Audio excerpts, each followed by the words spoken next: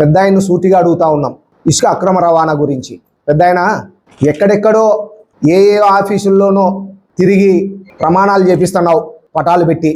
ముందు మీరు మీ కుటుంబ సభ్యులు మీ లీడర్లు ప్రమాణాలు చేయండి, బాగుంటుంది.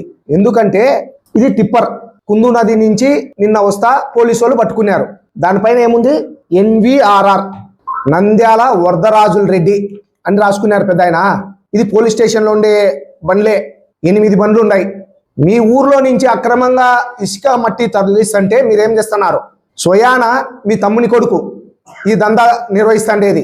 ఇట్లాంటి చేయమని ముందు మీరు ప్రమాణాలు చేయండి. ఎక్కడో పోయేది ఆఫీసర్ల దగ్గర మాట్లాడేది, ఊర్లో నవ్వుతున్నారు. ఇంత దారుణంగా వ్యవస్థ పెట్టుకొని మీరు ఇది కోట్ల రూపాయలు మీరు దండుకుంటా ఏదో ఒక ఆఫీసర్ దగ్గర పోయేది, ఇంకొకరి దగ్గర పోయేది, ప్రమాణాలు చేపించేది.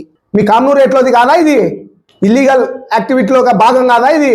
రామాపురం నుంచి ఒక లీడర్ చెప్తాడు, మా బండ్లకు బ్రేకులు లేవు, తగులితే ఎవరన్నా చచ్చిపోతే మాకు సంబంధం లేదు, ఇసుక ట్రాక్టర్లు మేము తోలుతా ఉంటామంటారు. జగనన్న కాలనీలోంచి టిప్పర్లు ఆ నుంచి కూడా ఇవన్నీ ఎవరి కనుసన్నల్లో జరుగుతూ ఉన్నాయి.